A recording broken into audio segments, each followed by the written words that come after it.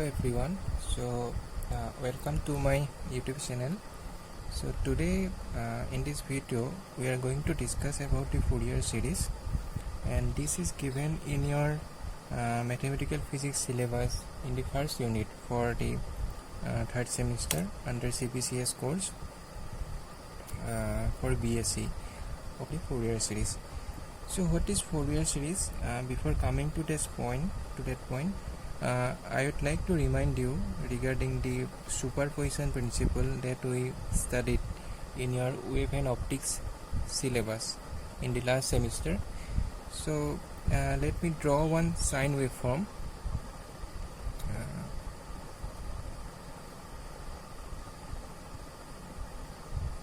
One sine waveform, and I am representing this waveform using this equation y1 is equal to a1 sine omega t.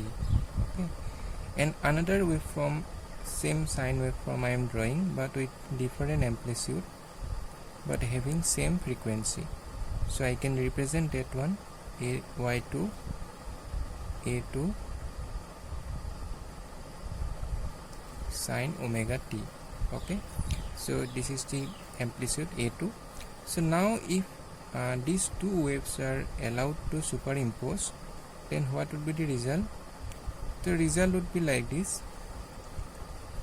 Amplitude will be simply enhanced, okay, and there will be no any change in the frequency. That thing is simple. This you studied in superposition principle. So now resultant amplitude will be a1 plus a2. Okay, so in this case we have seen that there is no any change in the shape of the waveform. It is remaining same and frequency is also same, but there is a change in the amplitude only. Okay, so now we are going to another scenario. Now first again I am taking one sinusoidal waveform.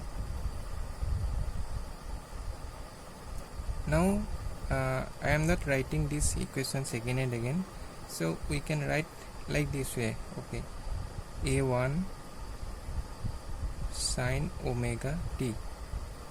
So another wave I am taking same sine wave, but now frequency is the twice the frequency of this first one. So how we can draw that one?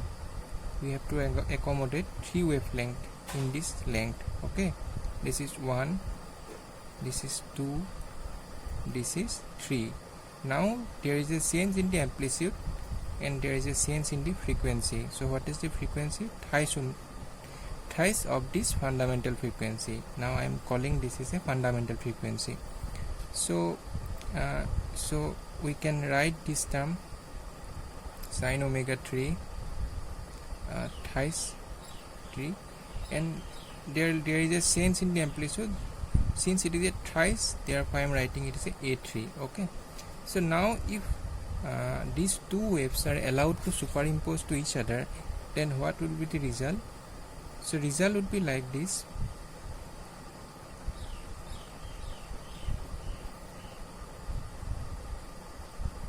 Okay, so these two are symmetric.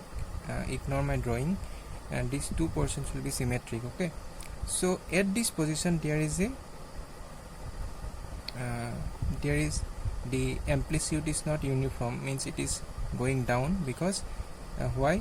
In this there is, for the wave with higher amplitude this is in positive direction, and wave for lower amplitude it is in negative direction. So this lower negative part is affecting it, so it is going down. Okay, but important is that here there is a change in the shape of the waveform. Okay, and this waveform, it consists of now two frequency. Okay, so now if we add more and more frequencies, and frequencies are like that, suppose I am adding another waveform. Now that a5 sine 5 omega t. So this third waveform is having frequency 5th time of the fundamental frequency. So this is, we have to accommodate now 5 waveform in this case. 1 2 3 4 5. Okay, so what will be the result? Result would be like this.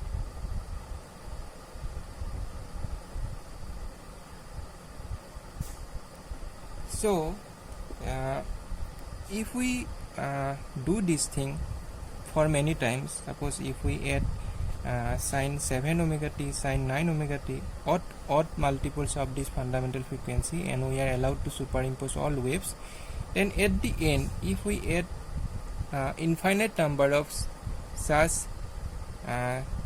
sine waves, then we will get this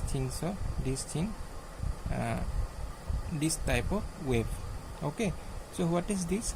This is a square wave. So starting with a sine wave, and we added their different harmonics, odd harmonics of that sine wave having different amplitude also, then we may end with a square wave. Okay, so this is very interesting. So now point is that in opposite way, is it possible to, if you are given a square wave, so can you find these components in opposite way? Means, can you resolve these square waves to its components, sine components? Okay, so that can be possible using Fourier analysis. So an important point is that in a periodic function, this is a periodic function, though it is a non-sinusoidal. So in a periodic function, this square wave, it components are sine components only, but it is not necessarily always sine components will be there. Along with sine components, cosine components will be also there. So a periodic function, non-sinusoidal periodic function, can be resolved to sine and cosines. Okay, so this thing, this how it can be resolved, and one mathematical formula was there. That formula is given. That formula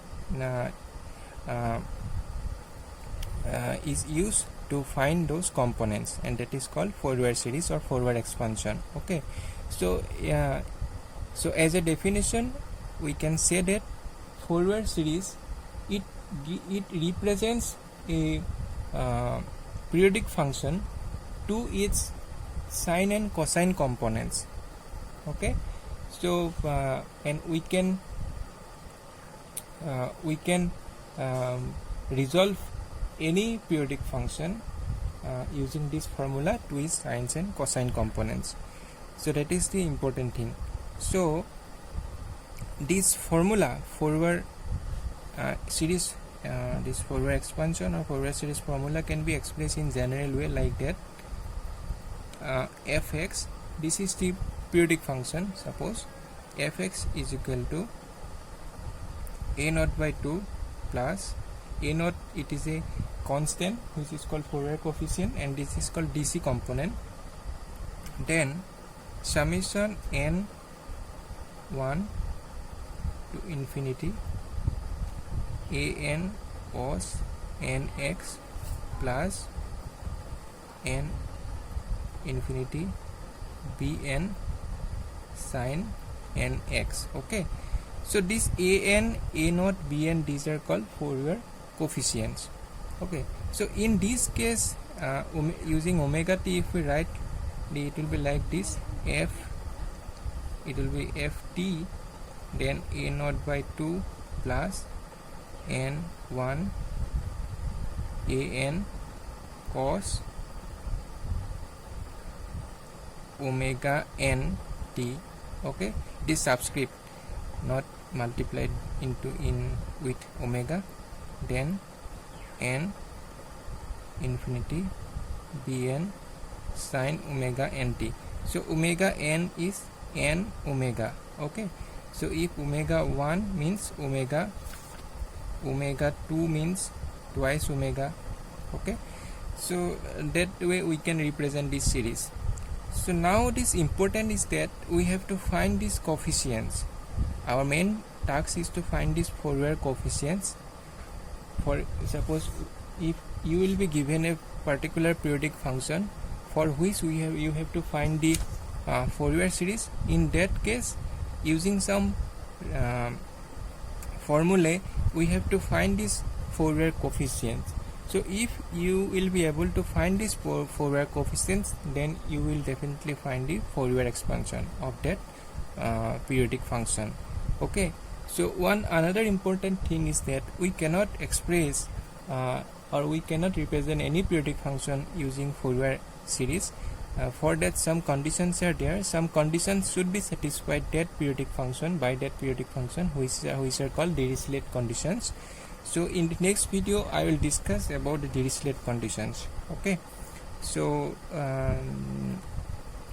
these are the things. So now I hope you have got some idea regarding the Fourier series, and in the next video I will talk about the Dirichlet conditions. Okay, thank you. So if you have any doubt, then ask me in comments. Thank you.